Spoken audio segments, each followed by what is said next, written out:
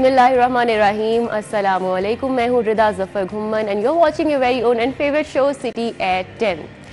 आज एक नई सुबह है और दुआ करती हूँ कि आप सब जहाँ कहीं भी हैं खैर खैरियत से हैं। और जो दुआएं हैं ना वो अपने लिए जो मांगी जाती हैं वो इबादत होती हैं, और जो लोगों के लिए मांगी जाती हैं वो खिदमत होती हैं। और इबादत से जो है आपको जन्नत मिलती है और ख़िदमत से आपको खुदा मिलता है। तो अपने साथ साथ दूसरों के लिए भी हमें दुआएं करते रहना चाहिए। चलेंगे हमारी आज की टॉप स्टोरीज़ की तरफ। तो देखते हैं हमारी आज की पहली खबर क्या है।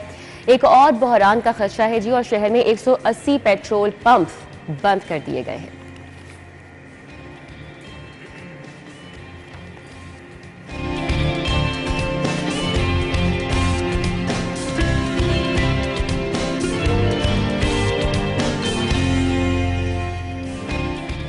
लाहौर पार्किंग कंपनी का स्ट्रक्चर तब्दील, फील्ड सुपरवाइजर की 27 असामियां खत्म। वज़ीर आला पंजाब का LDA वन विंडो सेल पर इस्लाहात लाने का बड़ा मंसूबा, शहरियों के लिए mobile application at door step launch करने का फैसला।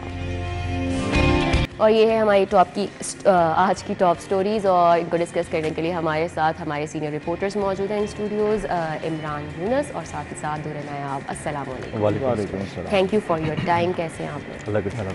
अच्छा, आज एक नया बहरान सामने आया है अनएक्सपेक्टेडली। चलें ठीक है, बिजली से निकल के कोई और जो है हम चीज़ आज डिस्कस करेंगे। और पेट्रोल बहरान जी, और ये बहुत अनएक्सपेक्टेड सी एक सूरत हाल है। सप्लाई में 14 लाख लीटर का शॉर्टफॉल है जो कि इस वक्त सामना करना पड़ा है। इमरान यूनुस, क्या वजूहात फ़िलहाल बताई जा रही हैं इसकी? देखिए, बिल्कुल जिन बहरानों का आप तज़किरा करने लगी थी और करती करती रुक गई, ये भी उन्हीं में शुमार होता है। जिस तरह अशिया फ़रोनोश है वो महंगी होती हैं, शहरी जो हैं वो तब सरापा एहतजाज होते हैं। इसी तरह गैस के नर्ख जो हैं बढ़ाए जाते हैं, बिजली के नर्ख बढ़ाए जाते हैं, तो शहरियों को परेशानी का सामना होता है। वैसे ही पेट्रोल जो है ये भी अब बुनियादी जुज़ बन चुका है शहरियों की रोज़मर्रा के इस्तेमाल का।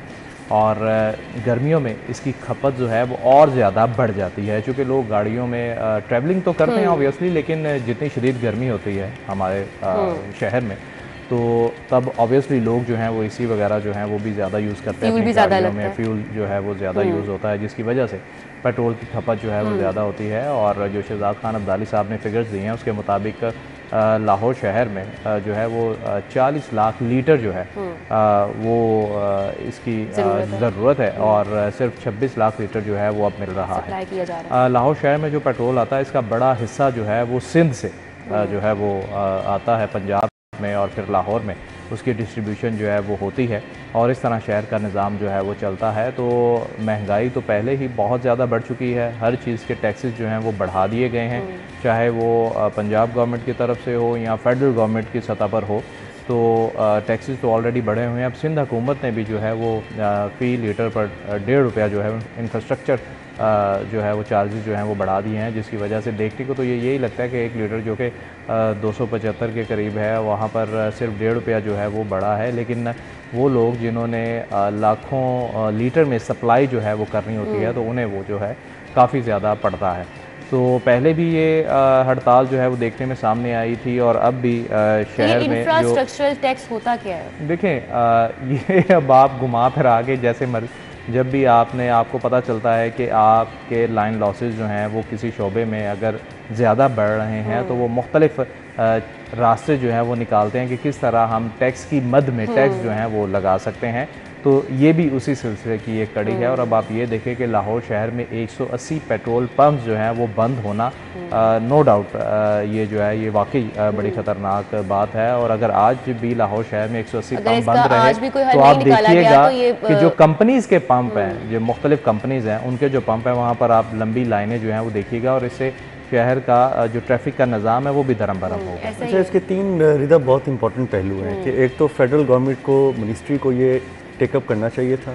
जिस वक्त आपको याद हो कि तमाम पेट्रोल पंप मालकन हड़ताल पे जा रहे थे, तो मुसद्दिक मलिक साहब दुर्रे भाई माजरत के साथ अगर वफाकी हुकूमत इसको भी टेकअप कर लेती तो पहले ही बेड़ा कर हर चीज़ का हुआ है, इसका मजीद होता है। लोगों को तो पता होना कि हुआ क्या। अब इंटरनेशनल मार्केट में पेट्रोल की जो निकालने की कैपेसिटी है वो कम होती जा रही है, उन्होंने उसको डिक्रीज़ किया।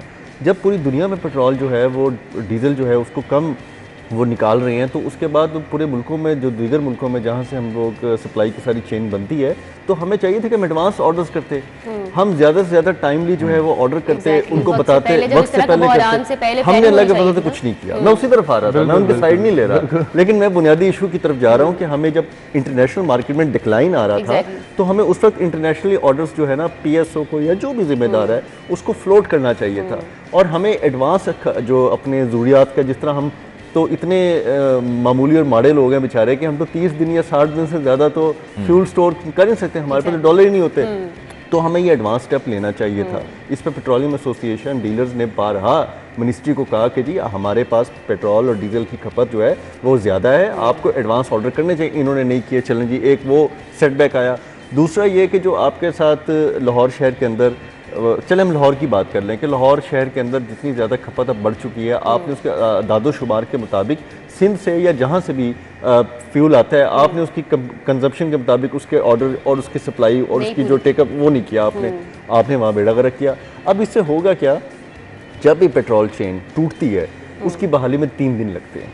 सही। मैं जितने अरसे से रिपोर्टिंग कर रहा हूँ 15 साल से, मैंने यही देखा है कि एक दफ़ा जब ड्राई हो जाते हैं पंप, आपकी सप्लाई चेन ख़त्म हो जाती है, तो फिर धक्के के साथ DC भी एक्टिव हो जाते हैं, असिस्टेंट कमिश्नर भी, कमिश्नर भी, लेकिन पेट्रोल की सप्लाई आते हैं, लोगों को पेट्रोल मिलते हैं 2 से 3 दिन लग जाते हैं। सही। तो अभी 3 दिन का बहरान है। अब अगर ये जी ड्राई हो रहे हैं जिस तरह से पंप तेज़ी के साथ, अगर शहर में पेट्रोल का बहरान पैदा हो गया, लाहौर शहर ड्राई हो गया, तो ये 3 दिन से पहले इनसे बहाल नहीं होना। अभी भी इनको होश के नाखून लेने चाहिए।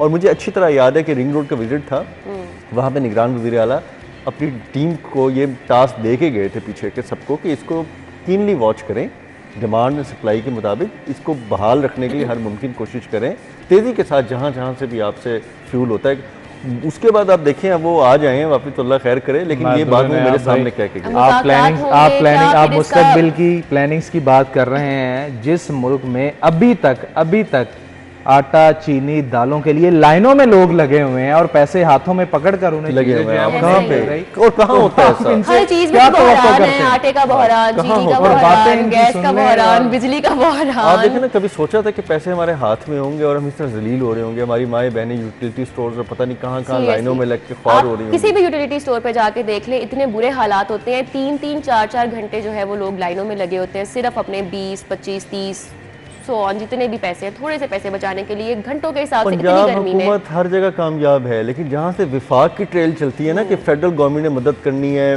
फेडरल गवर्नमेंट ने हमें कुछ देना है, फेडरल गवर्नमेंट ने हमें कुछ नहीं देना, तो सिर्फ यूटिलिटी स्टोर्स की सप्लाई दे दें अल्लाह के वास्ते। वो भी विफाक के अंडर वो विफाक के अंडर आता है, वहाँ पे वो बेचारे वहाँ पे सूबे के अंदर जब तक जो चीजें नहीं आती वो चीजें मुश्किलात का शिकार रहेंगी। तो अब इसकी क्या, ठीक है 3 दिन तो लगेंगे, लेकिन आज इमीडिएट सोल्यूशन क्या है इसका? किस तरह से इस बहरान से बाहर निकलने की, क्या उनके मुतालिबात माने जाएंगे? अगर आप सरकारी सतह पे देखेंगे तो मुझे ये लगता है कि वो क्या करेंगे, वो कोशिश करेंगे डंडे सोटे की चला के लोगों को पेट्रोल की फराहमी कराएं, लेकिन उससे क्या होगा कि जो थोड़ा बहुत भी पेट्रोल आपके पास जखीरा है वो ड्रेन हो जाएगा, वो ज़ीरो हो जाएगा, आपका ड्राई हो जाएंगे पंप्स, उसके बाद ज़्यादा होता है। सख्ती करने से ज़्यादा मुज़ाकरात की टेबल पर बैठना है, उनके जो मुतालबात हैं, उनकी जो भी कमीशन के हवाले से उनकी ज़रूरियात हैं, उनकी जितनी डिमांड के हवाले से, सप्लाई के हवाले से, किस तरफ से आ रही है? मैं मिनिस्ट्री जिम्मेदार है, आपकी पॉलिसी मेकर्स, मिनिस्ट्री के अलावा कोई भी नहीं है इसमें जिम्मेदारी आयद होती है। माजरत के साथ कोई भी शोबा देख लें, रिदा देखें, सिंपल सा फार्मूला है कि अगर किसी ने कोई बिजनेस शुरू करना है या किसी भी चीज़ को हेड करना है, वो पहले प्लानिंग करता है कि यार मैं इसको कैसे लेकर चलूँगा, और देखा जाता है कि अगर इसमें ये मसाइल आएंगे तो मैं कैसे इससे निकलूँगा, और इसके लिए बाकायदा इनके पास टीमें हैं, फौजें हैं, फौज है जो कि पेड हैं। आप प्लानिंग कर सकते थे, जिस तरह दुर्रे ने बताया कि आपको नज़र आ रहा है कि पूरी दुनिया में पेट्रोल जो है अगर वो कम निकाला जा रहा है तो आप ज़्यादा ज़ख़ीरा करना शुरू कर दें, और आपके कौन सा पल्ले से पैसे लगने हैं, आपने तो ऑब्वियसली आगे कंपनीज को बेचना है ना, डायरेक्ट टैक्सों का कंपनीज को बेचना है, ठीक है, उनसे आपको पैसे मिल जाना है, मिल बैठने की जरूरत है। सोच नहीं है ना, सोच नहीं है, तरक्की एहसास भी तो नहीं है ना, यहाँ पे एहसास होगा तभी प्लानिंग होगी, तभी मुतहर्रिक होंगे आवाम के लिए। अभी नेक्स्ट स्टोरी की तरफ चलेंगे, लेकिन उससे पहले हम चलेंगे एक ब्रेक की तरफ। आपने हमारे साथ रहना है।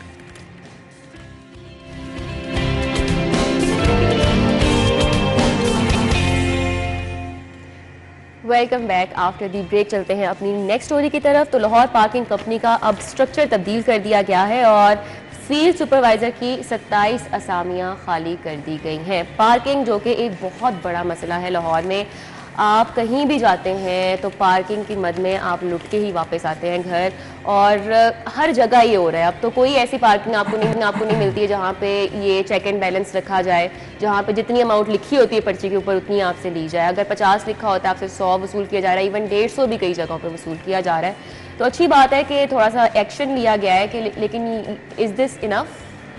देखें रिदा, सबसे पहली बात यह कि लाहौर पार्किंग कंपनी के क़याम की ज़रूरत क्यों पेश आई।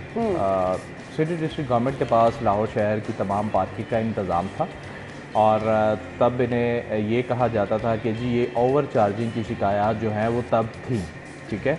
इस वजह से फिर ज़रूरत ये पेश आई कि तमाम दुनिया में सिस्टम को जो है वो बेहतर करने के लिए नई नई अथॉरिटीज़ जो हैं वो बनाई जाती हैं। उस पर अमल दरामद करते हुए पंजाब गवर्नमेंट ने ये मुख्तलिफ अथॉरिटीज़ जो है बना दी गई थी, जिसमें लाहौर पार्किंग कंपनी भी थी, कंपनियाँ भी बनाई गई, अथॉरिटीज़ भी बनाई गई।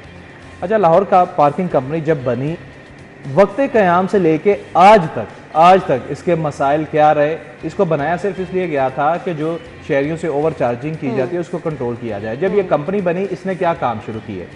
इस कंपनी में सबसे पहली बात तो करप्शन शुरू हुई। करप्शन किस तरह शुरू हुई? चले, ओवर चार्जिंग आपको भी पता है, मैं भी फेस करता हूँ, दुर्रे भी फेस करता है, और हमारे जो व्यूअर्स हैं वो भी फेस करते हैं कि जहाँ भी जाते हैं पर्ची कोई होती है, कीमत कोई वसूल की जाती है, और अक्सर पर्ची के ऊपर मिटाया हुआ होता है। क्योंकि जिनको अवेयरनेस होती है उनको पता होता है कि हमें लूटा जाए, तो वो तो बात कर लेते हैं, लेकिन जो आम शहरी हैं जो नहीं पढ़ते हैं, नहीं ध्यान देते, बदतमीजी करते हैं। और फिर इन्होंने करना क्या शुरू किया, इनके पास जाली चेक बुक्स जो टिकट बुक्स जो हैं वो आ गई।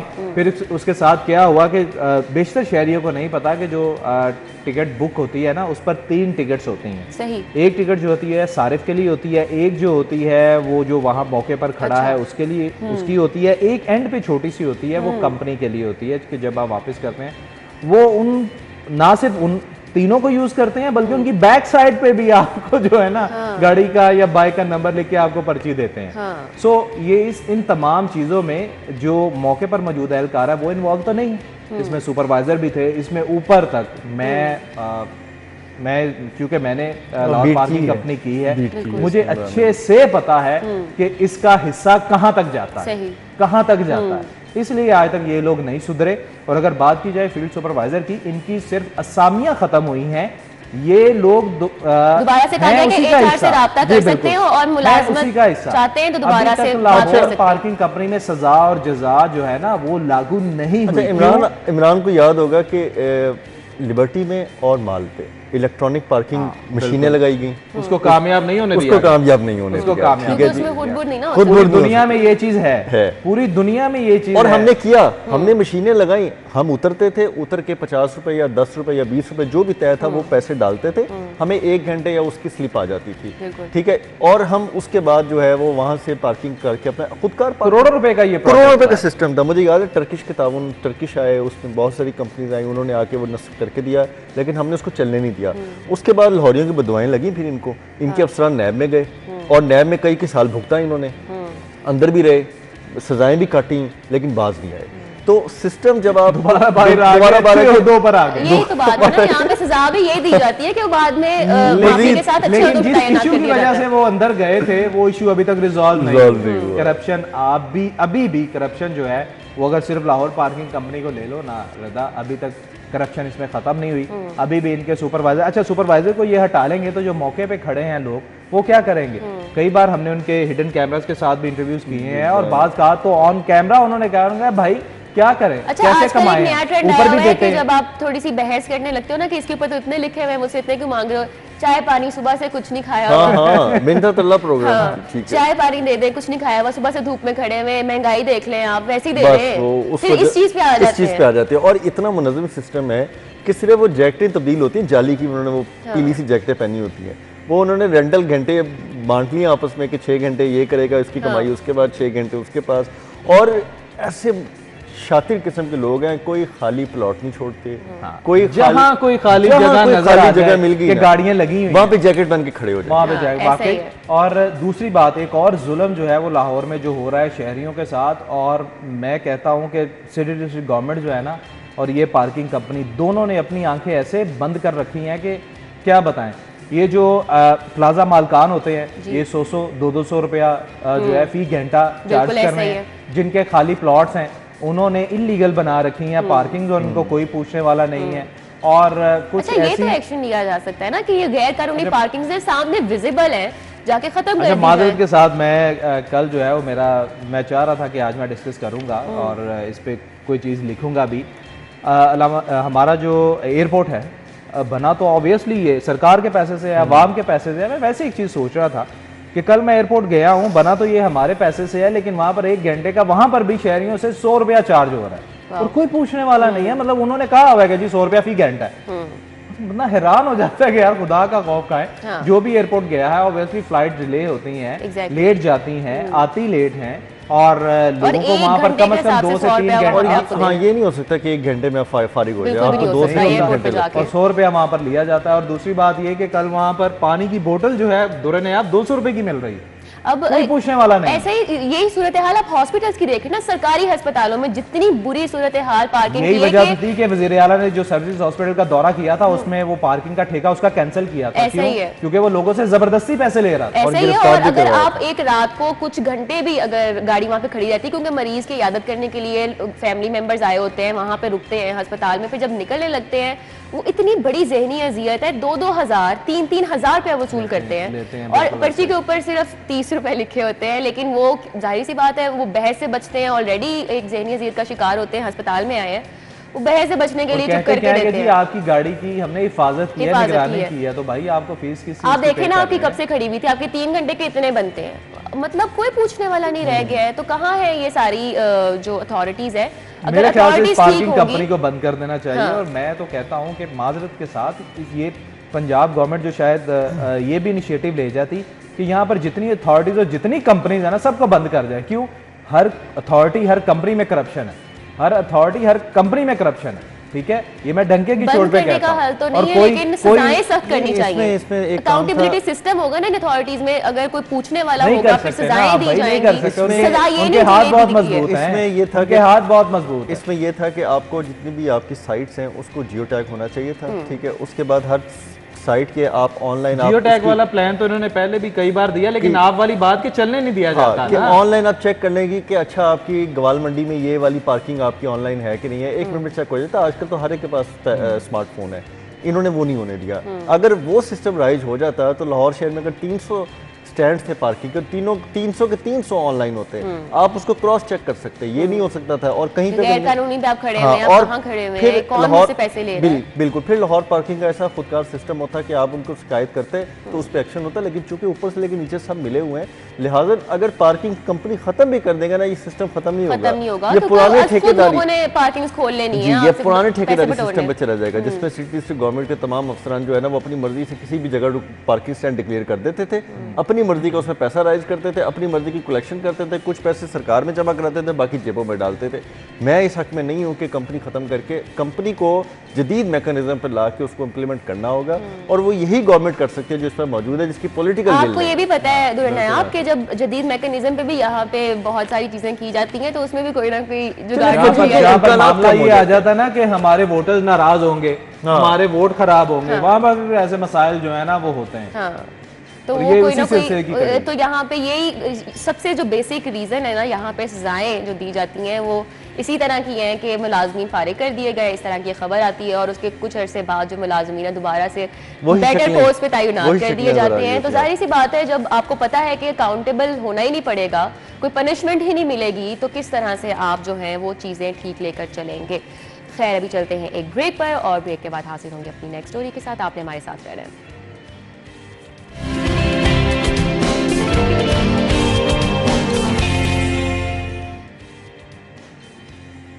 Welcome back after the break. अब चलते हैं अपनी अगली खबर की तरफ, जो कि है वज़ीर आला पंजाब ने LDA 1 विंडो सेल पर इस्लाहात लाने का अब बड़ा मंसूबा दे दिया है, और शहरियों के लिए mobile application at door step launch करने का फैसला किया गया है। बाकायदा 10 दिन की डेडलाइन भी दे दी गई है। तो क्या क्या मसाइल हैं जो आवाम के लिए हल होंगे? देखिए जी, आपका प्रॉपर्टी से रिलेटेड कोई भी मसला है तो उसमें 90% जो है वो LDA उसमें इन्वॉल्व होती है।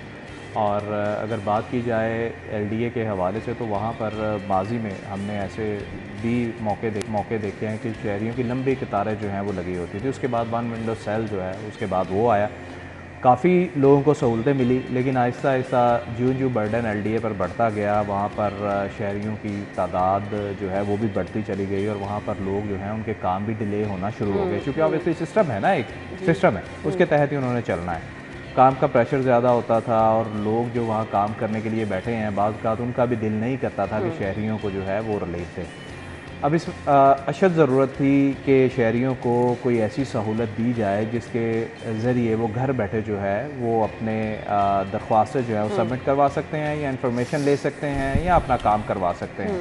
अब आप ये देखें कि टेक्नोलॉजी इस हद तक बढ़ चुकी है कि आजकल डिजिटल बैंकिंग तो हर बंदा करता है। आपके मोबाइल पे एक ऐप होती है किसी भी बैंक की जिसके थ्रू आप बिल जो है वो अदा कर सकते हैं, वटाएवर वो बिजली का, गैस का, पानी का, किसी चीज़ का भी बिल है। आप फ़ीसों की अदायगी कर सकते हैं, आप मुख्तलिफ टैक्सेस पे कर सकते हैं, आप फ़ंड ट्रांसफ़र कर सकते हैं। ऐसी तमाम तर चीज़ें जब ऑनलाइन मौजूद हैं तो फिर एलडीए ऐसी ऐप्स जो है वो अभी तक क्यों मुतारिफ जो है वो नहीं करा सका।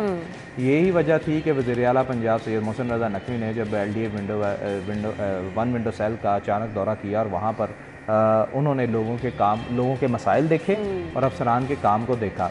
कहीं वो खुश हुए और कहीं उन्होंने जो है वो नाराज़गी का इजहार भी जो है वो उस पर किया था। तो ये इनिशली प्लान तो उन्हीं का था और उसके बाद जो है वो डीजी एलडीए जो हैं और कमिश्नर लाहौर जो हैं उन्होंने भी इन चीज़ों को देखा कि इस चीज़ की अशद ज़रूरत है कि लोग अपने घरों में बैठ के अपने मसाइल जो है जी बिल्कुल करवा सकें। तो ये उसी सिलसिले की एक कड़ी। तो काफ़ी हद तक जो है ना इससे अच्छा वो उस दिन कहीं खुश नहीं हुए थे। मैंने कि इमरान की बात की तस्दीक कर दूं, उस दिन वो कहीं खुश नहीं हुए थे और मुझे अच्छी तरह याद है वो आए तो मैं जब जाने लगे थे मैंने कहा कि सर कुछ एक्शन अगर आप कहते अभी आपको तो 5 मिनट बाद पता लग जाएगा। 5 मिनट बाद उन्होंने ट्वीट किया 5 मिनट बाद उन्होंने ट्वीट किया वज़ीर आला ने गाड़ी में, मेरा ख्याल वो हार्डली अल्लाह गोलचक्कर ही पहुंचे होंगे, तो उन्होंने ट्वीट करके कहा जी कि मैं बड़ा डिसअपॉइंट हुआ हूँ और मैं पूरी वन विंडो सेल को रिप्लेस करता हूँ, तमाम अफसरान को मैं साइड पर करता हूँ और मुझे ये चाहिए। और उस दिन के बाद से जो है ना वो एलडीए सही काम पे लगा कि सुबह 9 से रात 9 बजे तक सर्विस दे रहे हैं। देखें जो काम आप 6 घंटे में कर सकते थे आप करने को तैयार नहीं थे। करप्शन वहाँ पे थी, पैसे लेके लोगों के मामलात वहाँ पे हैंडल किए जाते थे, बेजा एतराज़ लगाए जाते थे, लोगों को जलील किया जाता था। अब जो काम आप 6 घंटे में कर सकते थे ना, अब उन्होंने कह दिया अब 12 घंटे में करेंगे और आप 12 घंटे बैठेंगे।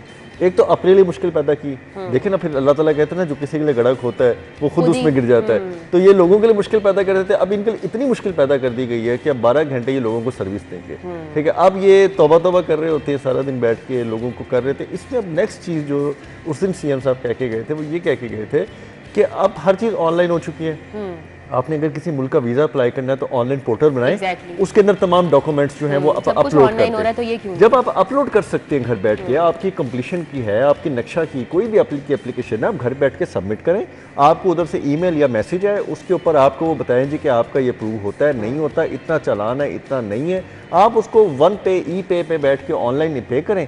अल्लाह खैर सलाह जिस दिन आपको मौसूल होना हो तो आप आ जाएं, या वेरिफिकेशन या थंब इम्प्रेशन तस्वीर खींचनी हो, अदरवाइज आपको एलडीए में आके पूरा दिन हार होने की जरूरत नहीं है। ये उनका विजन है। और अब डीजी एलडीए मोहम्मद अली रंधावा जो कि काफ़ी मेहनत भी कर रहे हैं, मुझे उम्मीद है कि 10 दिन के उन्होंने टास्क दिया है, 10 दिन के अंदर ये डोर स्टेप की जो ऐप है वो तैयार कर ली जाएगी, जिसके बाद उसकी ऑफिशियली लॉन्चिंग होगी और उसमें अगर आपको अमेरिका, बरतानिया, कनाडा का वीज़ा ऑनलाइन घर बैठ के मिल सकता है तो फिर आपको एलडीए का नक्शा क्यों नहीं मिल सकता। बिल्कुल मैं तो काफ़ी हद तक जो मसाइल हैं वो हल होंगे। ये ऐप यकीनन एक अच्छा इकदाम है और इसकी बहुत अशद ज़रूरत थी और जो है क्या कहते हैं विजिबल तरीके से अब मसाइल हल होने की तरफ जा रही हैं चीज़ें।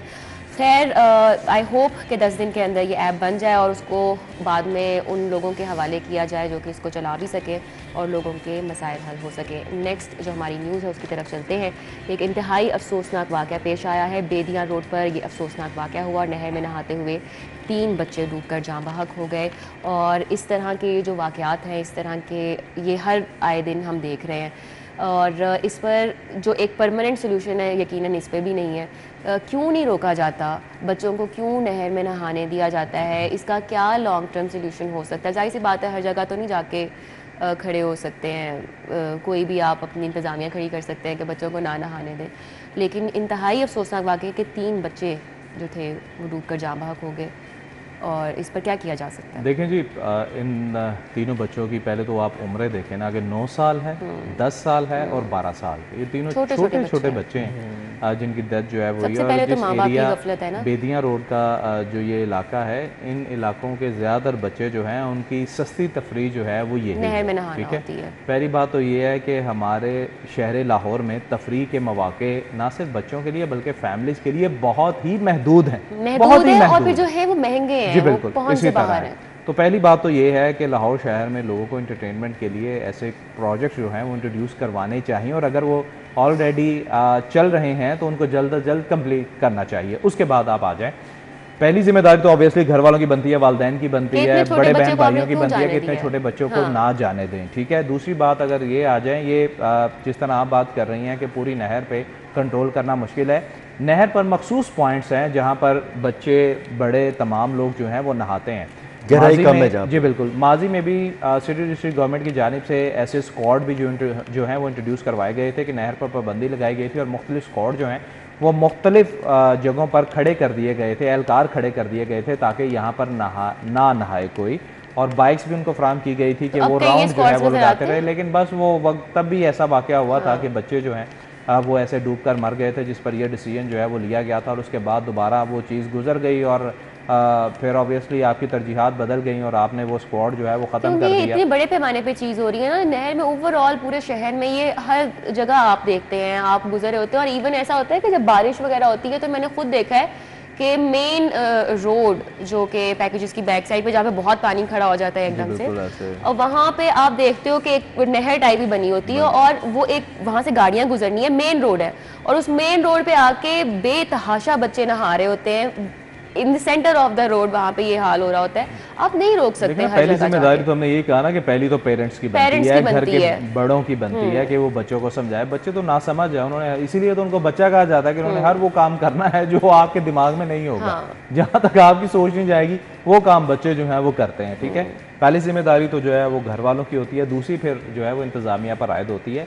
नहर के हवाले से बात करें कि ठीक है, आप कोई डेजिग्नेटेड एरियाज़ जो हैं वो अभी भी वहाँ पर स्पेसिफाई कर दें कि यहाँ पर पानी की गहराई कम है, सिर्फ यहाँ आप नहा सकते हैं, उसके आगे आप जो है वो जाल लगा सकते हैं या कुछ ऐसी बाउंड्रीज बना सकते हैं कि वहाँ पर बच्चे जो हैं वो ना जाएं, या मुख्तलिफ स्क्वाड जो हैं उनकी, और ये बहुत अच्छी तजवीज़ है क्योंकि बच्चे आपस में ना इस लाओबाली की उम्र में मुकाबला भी करते हैं कि जी मैं आपको ज़्यादा गहराई में छलांग मार के दिखा सकता हूँ, जी मैं आपको जल्दी इधर से उधर जा सकता हूँ, तो इस लड़ाई है ना उनकी, इस तफरीह में जो है ना बच्चे जान अपनी खो देते हैं। ये माँ बाप की जिम्मेदारी है, देखें कहाँ पानी कम है वहीं पर बच्चों को जाने दें। Thank you so much for your time, आप हमारे साथ।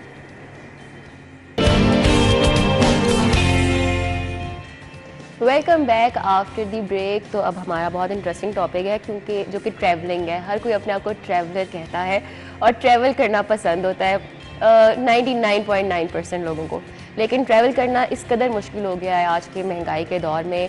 ऊपर से समर वेकेशंस हैं, लोग जो हैं वो दूसरे ममालिक में जाना चाहते हैं, छुट्टियां मनाना चाहते हैं अपनी फैमिलीज़ के साथ, लेकिन कौन कौन सी ऑप्शंस उनके पास अवेलेबल होती हैं उनके बजट में रहते हुए, उस पर आज हम बात करेंगे। और किस तरह से जो इतनी महंगाई हो गई है उसमें अपने बजट में रहते हुए वो सब मैनेज कर सकते हैं, महंगे टिकट्स किस तरह से ईजीली जो है वो हासिल कर सकते हैं।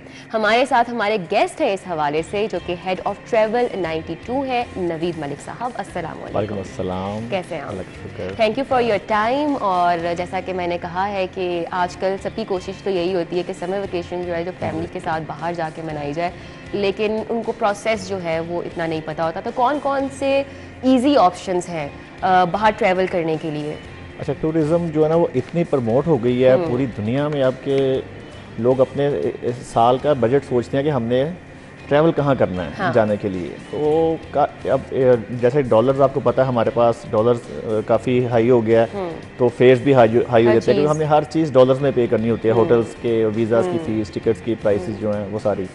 तो इसमें फिर भी काफ़ी क्वेश्चन अब भी निकल आता है, कुछ डेस्टिनेशन ऐसे ऐड हो जाते हैं, कुछ आ जाते हैं जिसमें जैसा कि अभी आजकल लोगों का काफ़ी ज़्यादा ये जो बाकू है, आज़रबाईजान, अलमाती है और ये अपना ताशकंद वगैरह लोग काफ़ी बहुत जाते हैं, क्योंकि एक तो वेदर बड़ा अच्छा वहाँ पे इस मौसम में आपको मिलता है वहाँ पर। अच्छा। प्लस टिकट्स भी उसकी मुनासिब है, वीज़ा एक्सेस बड़ा इजी है, वीज़ा आपको इजीली मिल जाता है। तो ये काफ़ी एक ऐसे डेस्टिनेशन लास्ट कुछ मंथ्स में देखे गए हैं कि बहुत हॉट डेस्टिनेशन है, बहुत ज़्यादा। इसके अलावा और कौन कौन से? इसके अलावा टर्की बहुत लोग जा रहे हैं, टर्की बहुत जाते हैं, टर्की बहुत जाते हैं। टर्की का वीज़ा भी इजीली लग जाता है, सम टाइम उसमें थोड़ी सी प्रॉब्लम भी आजकल आती है टर्की के लिए। मगर जैसा कि दुबई तो पूरा साल जो है वो ऐसा डेस्टिनेशन है कि दुबई लोग ट्रैवल करते हैं। दुनिया में सबसे जो ट्रैवल टूरिस्ट जो प्लेस है वो दुबई ही है, दुबई में ट्रैवल होता है। अच्छा, उसके अलावा other than tourism, let's talk about people leaving the country nowadays, you know, लोग बाहर जाना पसंद कर रहे हैं, और जैसा आपसे बेहतर कौन जानता है कि जिस तादाद के साथ वीज़े अब लग रहे हैं उस तरह पहले लोग अप्लाई भी नहीं कर रहे थे, और एप्लीकेशंस जाती हैं, फिर वो क्या प्रोसेस होता है और आप उस प्रोसेस को किस तरह से लोगों के लिए आसान बनाते हैं? अच्छा, आजकल वाकई आपकी बात ठीक है कि हर कोई मुल्क छोड़ के जाना चाह रहा है, उसकी सोच यही है कि मैं ना कहीं पाकिस्तान से बाहर शिफ्ट हो जाऊँ, चला जाऊँ जॉब के लिए। स्टूडेंट भी वो तो हर साल जाते हैं। अनएम्प्लॉयमेंट और जो मुल्की हालात हैं, जिस तरह से महंगाई बढ़ गई है लेकिन लोगों के खर्चे पूरे नहीं हो रहे, तो लोग जैसे फैसिलिटीज ही नहीं है यहाँ पे, कोई लोग नाउम्मीद से हो गए हैं तो बाहर ट्रैवल करना चाहते हैं। जैसे आपने देखा कि एक वो जैसे वो एक चल रही होती है, एक लय चलती है आजकल, वो हर बंदा कनाडा का सोचता है, यही सोच रहा है कि मैं कनाडा किसी तरह चला जाऊँ। और होता भी ऐसे ही आजकल, हो भी यही रहा कि वीज़ा आपके पहले वो बहुत मुश्किल था कनाडा का वीज़ा लगना, अब उन्होंने बहुत इजी कर दिया क्योंकि उनके पास इतना बड़ा एरिया, वो चाहते हैं कि इसको फिल करें हम। अच्छा। और उन्हें अब नज़र आ गया कि चलें जी पाकिस्तान से कनाडा की बात, ये कनाडा की बात मैं कर रहा हूँ। स्किल्स वर्कर जितने भी हैं या जितने स्किल बेस्ड लोग हैं उनको तो वो फ़ौरन पिक कर लेते हैं। वर्क वीज़ा भी बड़ा इजी कर दिया, विजिट वीज़ा उन्होंने बड़ा इजी कर दिया। अच्छा, तो जब आप अप्लाई करते हैं कनाडा के लिए तो आपको वर्क वीज़ा पे मोस्टली लोग जा रहे हैं? नहीं, विजिट वीज़ा पे जाते हैं। विजिट वीज़ा के लिए देखिए ऐसा भी नहीं है कि बिल्कुल इजीली वो बस बैठे हुए हैं कि लोग आएँ और वीज़ा दे दें उन्हें, ऐसा भी नहीं है। ठीक, आपकी ट्रैवल हिस्ट्री है, आपके बैंक अकाउंट्स में अपना कितना बैलेंस है, उसके बाद आप वापस आएंगे या नहीं आएंगे वो ये भी चेक करते हैं। मतलब उनके पास काफ़ी सारी ये ऑप्शंस हैं। तो आजकल बहुत आम हुआ है ना, TikTok, Facebook is our source of information. तो अगर हम खोल के बैठते हैं तो हर जगह एक वो लगी हुई है कि कनाडा के वीजे फ्री मुफ्त हासिल करें। आप समझ लेंगे टिकटॉक पे तो वो उनकी कोशिश होती है यहीं से वीजा इशू कर दें बंदे को वो। और मतलब है कि अगर वो चाहे तो वहीं से इशू कर दो, इतना ज्यादा गाइड कर देते हैं। उनका ठीक है, मगर ऐसा नहीं है, ऐसा नहीं है। आपको प्रॉपर डॉक्यूमेंटेशन करनी पड़ती है। वो लोग जो है वो कर रहे हैं, लोग उनको अप्रोच करते हैं, वो अपनी फीसिस वगैरह लेते हैं, लगे ना लगे रिफ्यूज़ल तो होगी ना आपकी, मगर लग काफ़ी तादाद में रहे हैं। इस दफ़ा फर्स्ट टाइम ऐसा हुआ है। और अभी सुना कि दिसंबर तक वो वीज़ा इशू करते रहेंगे पाकिस्तान। ठीक है। अच्छा, ट्रैवल 92 की हम बात कर लेते हैं। आपकी जानिब से कौन कौन सी नई सहूलियात हैं जो कि दी जा रही हैं, जो क्लाइंट्स आपके पास आते हैं? हम देखें, हम तो एक तो वीज़ा असिस्टेंस में लोगों को गाइड करते हैं, वीज़ाज़ के लिए, टिकट्स के लिए हम लोगों को कहते हैं कि अगर आप उन्हें पहले प्रॉपर गाइड कर देते हैं कि आपने अगर टिकट्स परचेज़ करनी है हमसे तो थोड़ा सा अर्ली प्लान कर लें आप। आपने बिल्कुल end of the day last days में प्लान किया, आपको टिकट बहुत महंगी मिलेगी। यही आपका प्लान अगर अर्ली है और आप सिर्फ सोच रहे हैं, आप हमसे शेयर कर लें, हम एटलीस्ट आपकी ब्लॉकिंग कर दें, सीट बुक कर दें आपकी। अच्छा। तो आपको वो एटलीस्ट 30% तक वो फेयर कम आ जाता है। अच्छा, तो वो ये क्या प्रोसेस होता है कि अगर आप महंगे टिकट्स हैं, अफोर्ड नहीं कर सकते, तो लोग सस्ते टिकट कैसे हासिल कर लेते हैं? सस्ते टिकट्स का सिर्फ और सिर्फ एक ही तरीका है कि अगर आप जिस डेस्टिनेशन में जा रहे हैं आप उसको अर्ली परचेज़ कर लें। आपने जब भी वो 1 से 1.5 माह पहले अगर आप परचेज़ कर लें तो आपको 30 से 40% सेव हो जाता है, वही फेयर। मगर आपको इसमें देखना भी पड़ता है कि आप इतने ज़्यादा अपना कॉम्बिनेशन फ़्लाइट्स के हैं, कंपटीशन इतना ज़्यादा हो गया कि एक डेस्टिनेशन में 5-5, 6-6 फ़्लाइट्स जा रही हैं। तो आपको उसमें सब में देखना पड़ता है कि आपको इनमें से कौन सी फ़्लाइट सूट कर रही है, कि आप क्या रेफ़र कर सकते हैं अपना क्लाइंट को, पैसेंजर्स को। अच्छा, आपने बताया कि जो ट्रैवल पॉलिसीज़ हैं काफ़ी आसान है, जहाँ पे आजकल रुझान बढ़ता जा रहा है कि ईजीली लोग जा रहे हैं, लेकिन कौन कौन से ऐसे ममालिक हैं जहाँ की ट्रैवल पॉलिसीज़ पाकिस्तानियों के लिए मज़ीद सख्त कर दी गई और जाना मुश्किल हो गया है? देखिए, यूरोप तो शुरू से ही सख्त था, यूरोप भी सख्त है, यूके, यूएसए, ये सभी प्रॉपर डॉक्यूमेंटेशन, ट्रैवल हिस्ट्री, आपका वो पूरा बैकग्राउंड देखते हैं, उसके बाद ही वो वीज़ा इशू करते हैं किसी बेस पर। ईजी जो वीज़ा एक्सेस हैं वो यही वाले कंट्रीज़ हैं, दुबई है, ये जो मैंने अभी आपको कुछ नाम लिए थे, बाकू, अज़रबैजान वगैरह, थाईलैंड, मलेशिया, सिंगापुर, कोलंबो लोग वो जाते हैं। ये तमाम वीज़ा आपको इजीली मिल जाते हैं। ई वीज़ाज होते हैं या स्टिकर वीज़ा होते हैं, आपको इजीली मिल जाते हैं, इसमें कोई प्रॉब्लम नहीं है। ट्रैवल इंडस्ट्री को इससे कोई फ़र्क पड़ा है if you related to the past के, मतलब अगर कंपेयर करते हैं तो आप देखते हैं कि ट्रैवल इंडस्ट्री में बेहतरी आई है? ट्रैवल इंडस्ट्री में ना मैंने वही आपसे अर्ज किया कि जो टूरिज्म है ना ये हर कंट्री को अब समझ आ गई, हमारी बैकबोन है ये। अभी लास्ट अब देखें कि जैसे सऊदी अरब जो है वो आपको उम्रे का वीज़ा सिर्फ देता था पहले, और उस वीज़े पे आप जस्ट 2 सिटीज़ में जा सकते थे, मक्का में और मदीना में।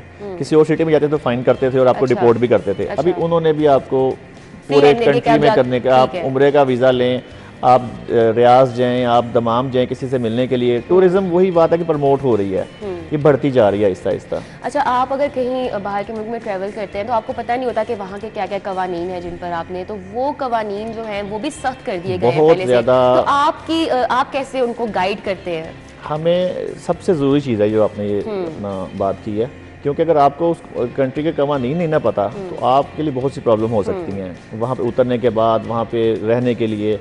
तो हम देखते हैं कि बंदा जिस कंट्री में जा रहा है, अगर वो फर्स्ट टाइम जा रहा है तो हम उसे प्रॉपर गाइड कर देते हैं कि यहाँ पे ये रूल्स हैं, ये आपको फॉलो करने हैं, ये SOPs हैं इस कंट्री के। SOPs फॉलो करेंगे तो कोई इशू नहीं, कोई प्रॉब्लम नहीं है। दोबारा भी वीज़ा लेने के लिए आपको कोई परेशानी का सामना नहीं करना पड़ेगा उसमें। तो वो रूल्स अगर वो नहीं फॉलो करते हैं तो फिर उनको निकाल भी दिया जाता है। अक्सर ऐसा भी होता है क्योंकि वीज़ास कैंसिल हो जाते हैं। जैसा कि फॉर एग्जांपल स्टडी वीज़ा पे लोग जाते हैं और वहाँ जाके वर्क शुरू कर देते हैं, अपनी छोड़ देते हैं पढ़ाई। तो स्टूडेंट्स के लिए मैं आपसे स्पेसिफिकली ये क्वेश्चन पूछूंगी, जो लोग स्टूडेंट वीज़ा पे तो बाहर चले जाते हैं और वहाँ जाके वो उनकी कोशिश यही होती है कि ठीक है हम चले जाएंगे, अपना CGP भी उनको प्रॉब्लली मेंटेन करना पड़ता है। तो वो क्या रूल्स है जो इस टाइम आपको बच्चे सुन रहे हैं जो बाहर जाना चाहते हैं लेकिन वहाँ जाके काम करना चाहते हैं? अच्छा, ये काफ़ी सारा समझ लें 70% बच्चे ये करते हैं। हाँ। कि वहाँ पर अपने वो कहते हैं कि हम अपना स्टडी का खर्चा भी खुद ही उठा लें अगर आ गए हैं यहाँ पर। तो ऐसा है कि वो उनको कुछ आवर्स अलाउ होते हैं उस कंट्री की तरफ से कि आप डेली 5 या 4 आवर्स या वीकली आप जो है वो 20 आवर्स आप काम कर सकते हैं, तो उसको डिवाइड कर लेते हैं। तो उनको ये अलाउ कर देते हैं अभी ये कुछ वीज़ा कैटेगरीज में स्टूडेंट की। तो ओवरऑल आप जैसा कि देखते हैं कि बढ़ती महंगाई है, तो उसके आपने कोई असरात देखे? वैसे तो हम कह रहे हैं ना कि पाकिस्तान में हाई महंगाई का जो नारा है, लेकिन जब हम इस तरह की एक चीज़ देख रहे हैं कि हर कोई ट्रैवल कर रहा है और जैसा कि आपने कहा टूरिज्म, और आजकल वेकेशन पे you just open your Facebook, Insta, every person is no इन पाकिस्तान कहीं ना कहीं वेकेशन पे गया हुआ है।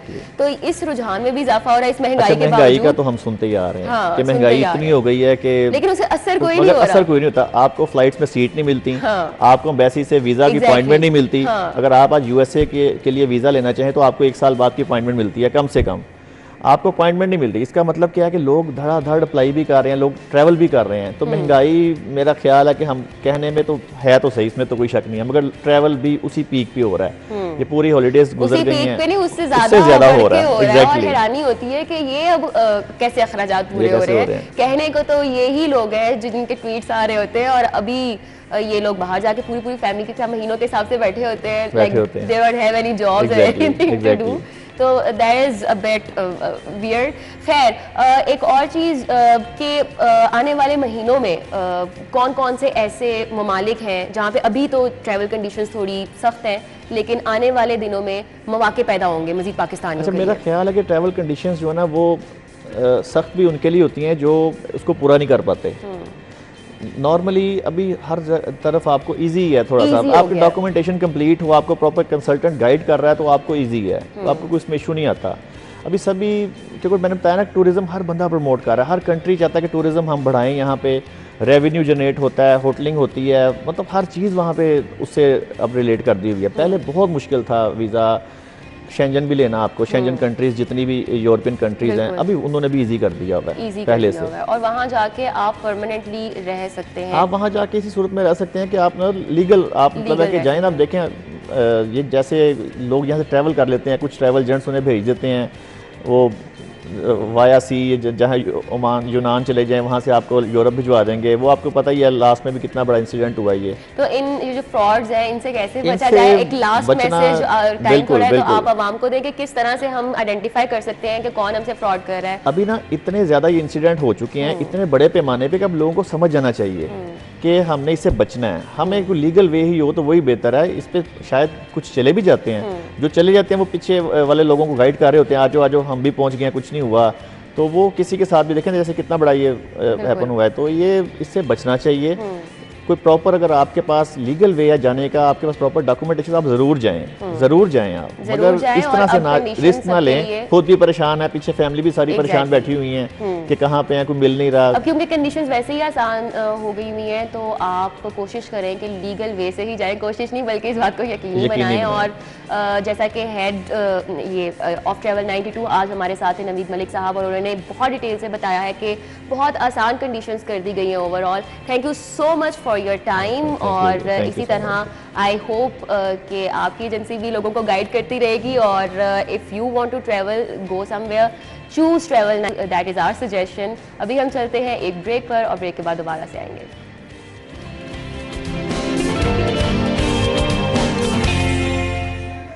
कि सेहत और तंदुरुस्ती हज़ार नेमत है, और उसके अलावा भी आजकल जो एक ट्रेंड है कि सब ने फिट नज़र आना है, सब ने अच्छा नज़र आना है, और उसके लिए वेट लॉस सभी करना चाहते हैं। स्पेसिफ़िकली ख़वातीन को जो ये है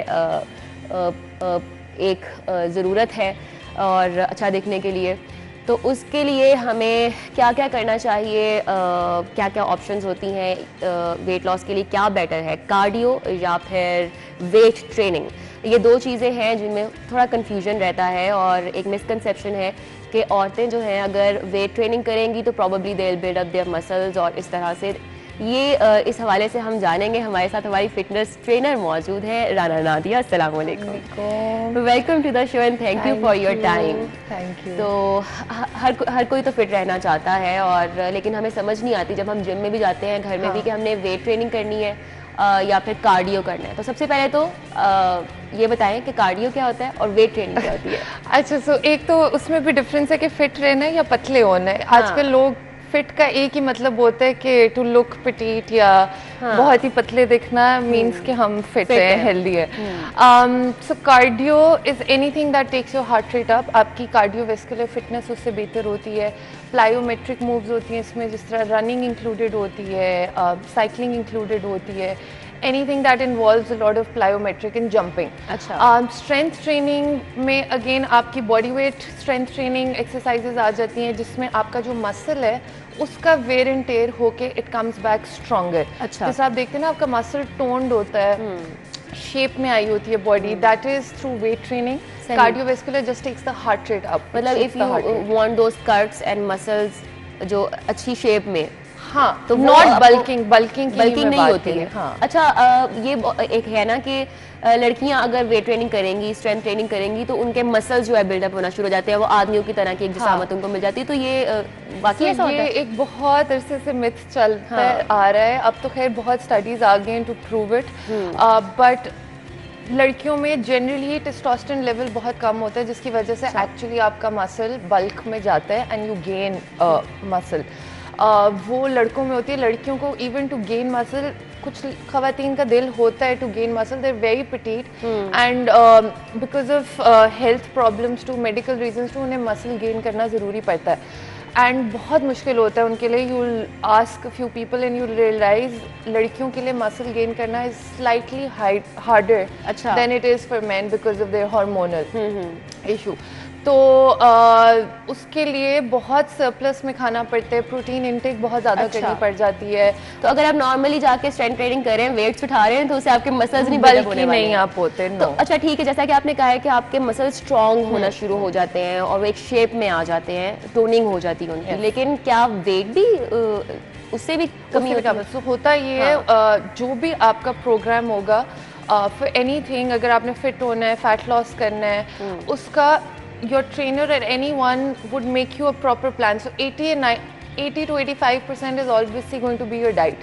आपने जो भी करना है, आपके जो इनटेक अंदर जा रही है, that matters a lot. And उसके बाद पीछे 20% रह जाता है जो आपने फिजिकली अपनी बॉडी को एक्सर्ट करके 20% मैटर कार्डियो या सॉरी वर्कआउट करता है, और बाकी 80% इज योर डाइट। अगर आप अपनी डाइट को 80%, बहुत बड़ा एक वो है परसेंटेज, अगर उसको ठीक नहीं करेंगे तब तक आप जितनी मर्जी कार्डियो कर लें, वेट लिफ्टिंग कर लें, आप पतले नहीं हो सकते। वही ना, उधर आप कैलोरीज बर्न करके घर आके फ्राइड, मीठा, ओवरलोडेड कार्ब्स ले रहे हैं, सब ले रहे हैं, नो पॉइंट। ठीक है। अच्छा, वार्म अप जो है वो कितना ज़रूरी है वेट ट्रेनिंग से पहले, कार्डियो से पहले, और उसमें वार्म अप में क्या क्या आ जाता है? सो वार्म अप इनिशियली अब आप देखेंगे हर प्रोग्राम का power lifters, Olympic lifters, runners जो हैं, हर किसी का वार्म अप भी डिफरेंट होगा कंसिडरिंग उनके जो जॉइंट्स, उनके मसल्स, उनके टेंडन्स जो यूज़ होने वाले हैं in the workout, you usually tend to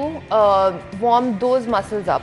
सो होता ये है जब हम मेन, एक तो होता है कि अगर आपने कार्डियो वर्कआउट करना है तो आपके मसल्स को सफिशेंट अमाउंट ऑफ ऑक्सीजन जानी चाहिए, जिसके लिए आप थोड़ा सा अपना वार्म अप में हार्ट रेट ऊपर लेके जाते हैं ताकि बॉडी को एकदम से शूट ना करें। ठीक है। हार्ट रेट को आराम आराम से स्टेबलाइज करें एंड फिर अपना हार्ट रेट शूट करें, बिकॉज आइडियली अगर आप वार्म अप का अच्छा वर्कआउट कर रहे हैं 30-35 मिनट्स का कार्डियो, तो your heart rate would naturally go up to 160-170 plus कुछ लोगों का चला जाता है। तो इसीलिए वार्म अप करना उसमें भी ज़रूरी है। दूसरा, आपके जॉइंट्स जो हैं वो प्रॉपर्ली खुलें, आपके मसल्स प्रॉपर्ली खुलें, बिकॉज इंजरीज का डर हो जाता है। यस, एंड ऑल्सो वर्कआउट करते हुए कुछ लोग नोटिस करेंगे कि वो टक एक आवाज़ आती है जॉइंट की, हिप से आती है, कभी कभी शोल्डर से वो लॉक सा होता है, एंड दैट्स मोस्टली बिकॉज आपने वार्म अप नहीं सही तरह किया होता, मसल्स अपने जॉइंट्स नहीं एक्टिवेट किए होते हैं, खुले होते हैं। तो warm up and cool down against dynamic stretches आप वार्म अप में करते हैं, एंड जो स्टैटिक होते हैं जिसमें ज़्यादा मूवमेंट नहीं होती, आपने होल्ड करके रखना होता है ज़्यादा देर, रिलैक्सिंग मोड में, जेन मोड में बॉडी को लेके जाना होता है, वो आप कूल डाउन में करते हैं वंस यू आर डन। साथ कार्डियो क्या है, इनमें डिफरेंस क्या है, और जो मिथ्स रिलेटेड हैं, जैसा कि अगर आप औरतें करती हैं तो प्रॉब्ली उनका मसल्स बिल्ड होना शुरू हो जाते हैं, लेकिन जैसा कि नादिया ने हमें बताया है कि ऐसा कुछ नहीं है। और भी मिथ्स रिलेटेड है कि बच्चे जो हैं वो वेट लिफ्टिंग नहीं कर सकते, उनके लिए सही नहीं है। फिर जो थोड़ी सी एज में ज़्यादा ख़वातीन हैं वो भी नहीं कर सकती, तो उनके बारे में क्या कहेंगे? सो ये भी बच्चों का भी मिथ ही है। अब वेट लिफ्टिंग से काफ़ी लोग कंफ्यूज कभी कभी पावर लिफ्टिंग को भी कर देते हैं, जो ओलंपिक लिफ्टिंग और हेवी लिफ्टिंग होती है। अगर आप लाइट वेट जो एडल्ट नॉर्मल डंबल्स होते हैं जैसे आप उठा बच्चे अगर यूज़ करें तो नथिंग। अब हाँ, पावर लिफ्टिंग बहुत एक्सेसिव अगर हो रही है तो क्योंकि बच्चों की ग्रोथ जब हो रही होती है तो काफ़ी टेंडन्स उनके होती हैं जो बोन्स में कन्वर्ट हो रहे होते हैं, तो वो हैम्पर ना हो।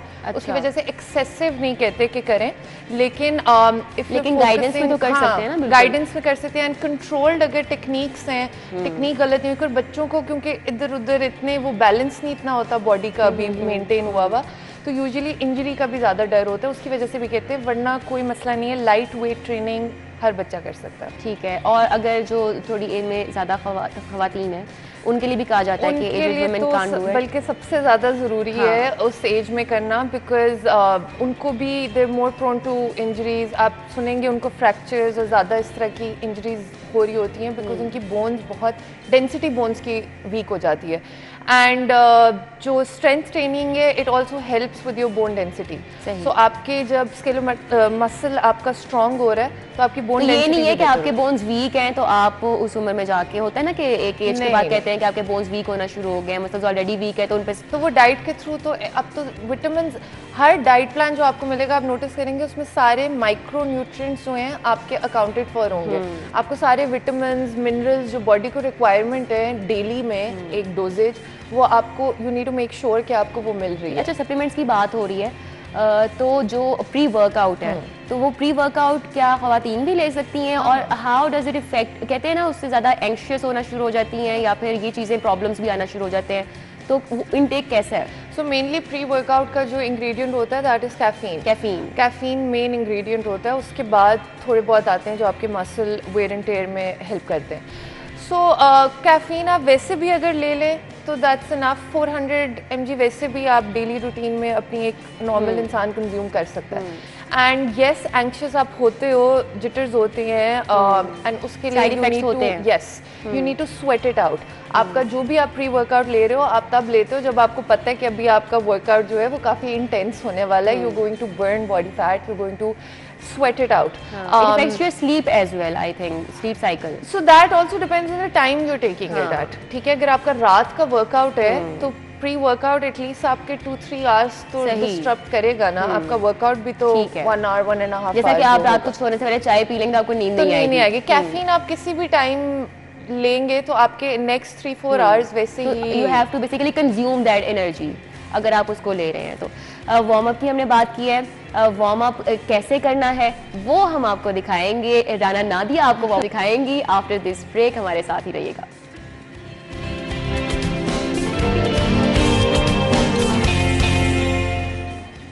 Welcome back after the break. तो जैसा कि नादिया हमें बता रही थी कि वार्म अप जो होता है किसी भी एक्सरसाइज से पहले, ख्वाह वो कार्डियो हो या फिर वेट लिफ्टिंग हो, बहुत ज़रूरी है।